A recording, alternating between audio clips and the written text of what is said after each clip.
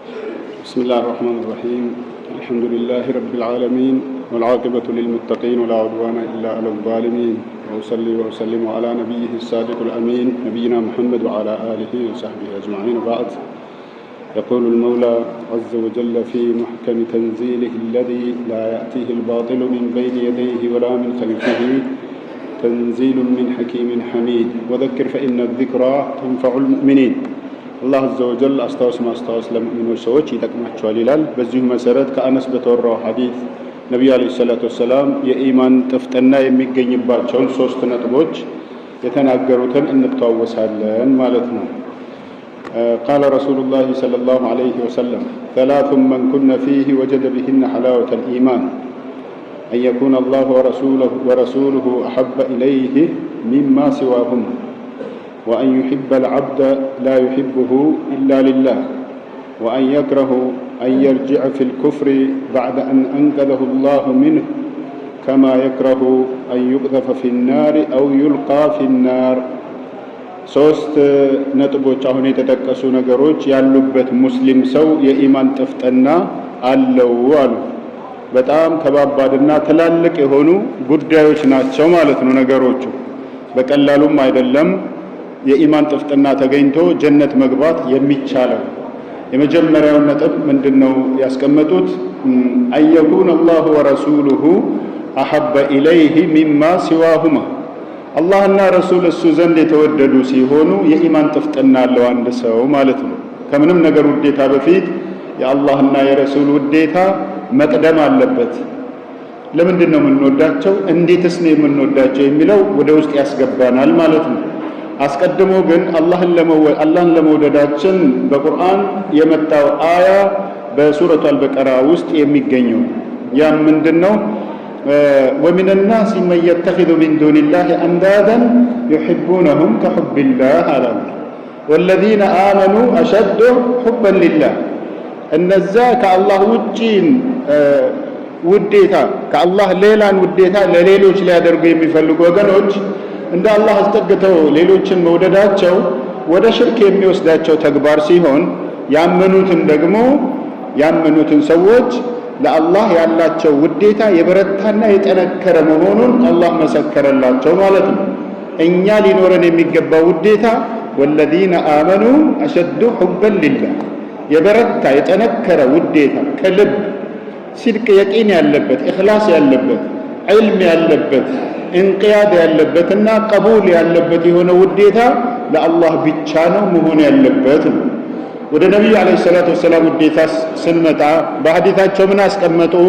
ረሱል ሰለላሁ ዐለይሂ ወሰለም ላ ዩእሚኑ አሐዱኩም ሐታ አሐበ ኢለይሂ ሚን ዋሊዲሂ ወወለዲሂ ወናሲ አጅመዒን፣ ማናችሁም አላመናችሁም እኔ በእያንዳንዳችሁ ዘንድ ከወላጆች ከልጅ ከሁሉ ነገራችሁ በልጬ እስካልተወደድኩ ድረስ ብሏል። አላህና ረሱል ከሁሉ በፊት አለይሂ ሰላቱ ወሰላም መወደድ አለባቸው ማለት ነው። አላህ በጌትነቱ ውድ ነው። ነብዩ አለይሂ ሰላቱ ወሰላም በመልእክተኝነታቸው ውድ ናቸው ማለት ነው። ልንወዳቸው የግድን የምንወደውን ዲነል ኢስላም የሰጠን አላህ ነው። የምንወደውን ዲነል ኢስላም የምንኖርበትን ዲነል ኢስላም የተፈጠርንበትን ዲነል ኢስላም ይዘውልን የመጡት ተልከው ረሱል ናቸው አለይሂ ሰላቱ ወሰላም። በማን? በአላህ ዘንድ ምን አለና አዘዘን? ወኢን ቱጢዑሁ ተህተዱ፣ መልእክተኛውን እኔ ላኩትን መልእክተኛ ብትታዘዙ ትመራላችሁ አለ። መመራት ነው ጀነት ወደ ጀነት የሚመራው። ሐቀኞች ትሆናላችሁ አለ። ሐቅ ወደ ጀነት ይመራል ማለት ነው እንደ ነብዩ ሐዲስ አለይሂ ሰላቱ ወሰላም መሰረት። طيب ይህንን ያደረጉ ሰዎች ምን አላቸው? ምን ቢያደርጉ ነው ያንን ትልቅ ደረጃስ የሚያገኙት?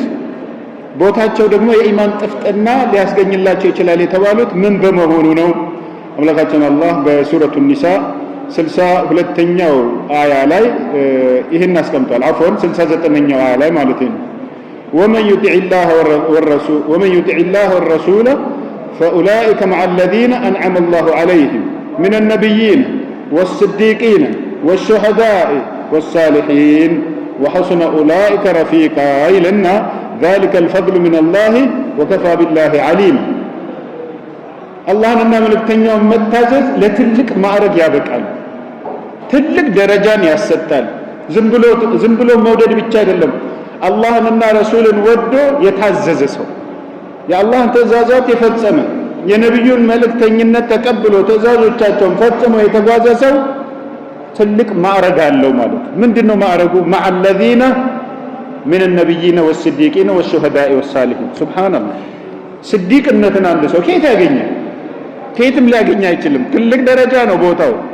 አላህንና ረሱልን የታዘዘ ጊዜ ድሃ ሆነ ሀብታም ሆነ ባለስልጣን ሆነ ተራ ሰው ሆነ ያንን ደረጃ ሊያገኝ ይችላል ማለት ነው። ሸርጡ ግን ምንድነው?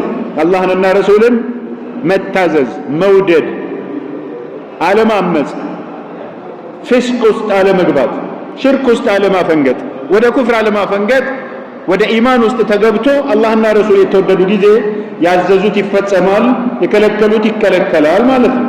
የዛን ሰዓት ተወደዋል። ያን ያደረገ ሰው ደረጃው እዚህ ጋር ነው ብሎ አላህ ነው ያስቀመጠው። አንዐመ ላሁ ዐለይሂም ሚነ ነቢይን ከነቢያቶቹ ጋር ነው አለ።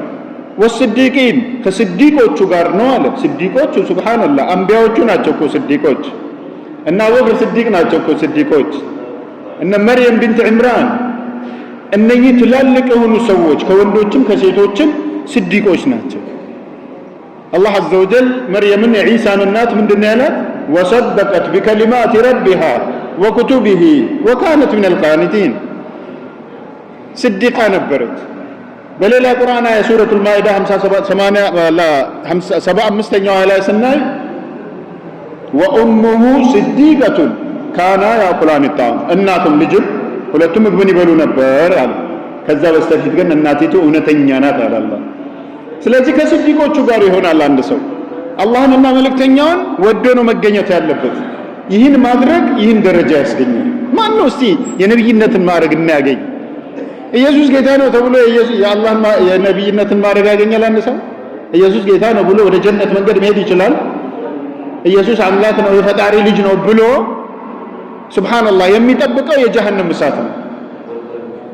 እሱ ራሱ ያስተማረውን አላህ ለነብዩ አለይሂ ሰላቱ ወሰላም በሱረቱል ማኢዳ 72ኛው አያ ላይ እንዳስቀመጠው ለቀድ ከፈረ الذين قالوا ان الله هو المسيح ابن مريم وقال المسيح يا بني اسرائيل اعبدوا الله ربي وربكم انه من يشرك بالله فقد حرم الله عليه الجنه علنا من አላቸው አለ ومأواه النار መኖሪያቸው እሳት ነው አለ። وما للظالمين من انصار ለበዳዮች ምንም አይነት ረዳት የላቸው። ነፍሳቸውን በድለዋል። እሳት ውስጥ ከመግባት ውጭ እድል የለም ማለት ነው። ዒሳ የት ያስተማረ? እኔ ጌታ ነኝ አላለም። አምላክ ነኝ አላለም። ተገዙኝ አላለም። ስገዱልኝ አላለም። እኔንና እናንተን ፈጥሮ ጌታ ለሆነው አላህ ስገዱ፣ እሱም ብቻ ተገዙት ነው ያለው። እዕቡዱላህ ረቢ ወረበኩም ነው ያለው። ዒባዳ በምን? በሰላት በዘካ በዒባዳዎች በሙሉ አላህን መታዘዝ ነው ዒሳ አምር ያደረገው። ከዛ ውጪ ሌላውን ተግባር ግን አላዘዛቸው። ይልቁኑ ይህን እምቢ ብለው ፈሳድን በማስፋፋታቸው ምክንያት፣ ጥመትን በመከተላቸው ምክንያት፣ ሐቅን አዛብተው ፈሳድ በማስፋፋታቸው ምክንያት፣ ሙንከራትን ካለመከተላቸውና ተግባራዊ በማድረጋቸው ምክንያት እርጉሞች ሆነው አላህ በማን لعن الذين كفروا من بني إسرائيل على لسان داود وعيسى ابن مريم ذلك بما عصوا وكانوا يعتدون كانوا لا يتناهون عن منكر فعلوه لبئس ما كانوا يفعلون.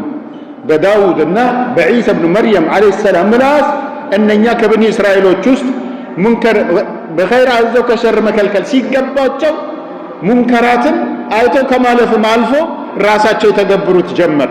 በዛ ምክንያት የተረገሙ ናቸው ተባለ።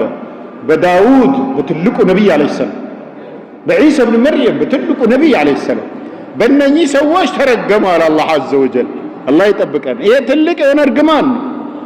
ሙእሚኖች ግን ከዚህ የተለዩ ናቸው። ከእንዲህ አይነቱ እርግማን ውጪ ናቸው። ከነማን ናቸው? ሚነ ነቢይን ከአንቢያዎቹ፣ ወስዲቂን ከስዲቆቹ፣ ወሹሃዳ ከሰማዕታቶቹ ናቸው ማለት ነው። ወሳሊሒን ከጻድቃን ከሚባሉት ሷሊሖች ኸይርን ስራ ሁል ጊዜ ዘውትረው የሚሰሩ ከሆኑ ሰዎች ጋር ነው ምን ያደረገ ነው ይሄን ያገኘው። ወመን ዩጢዕ ላህ ወረሱለ فأولئك مع الذين أنعم الله عليهم من النبيين والصديقين والشهداء والصالحين. ومن يطع الله والرسول الله لنا رسولا يتعزز مالك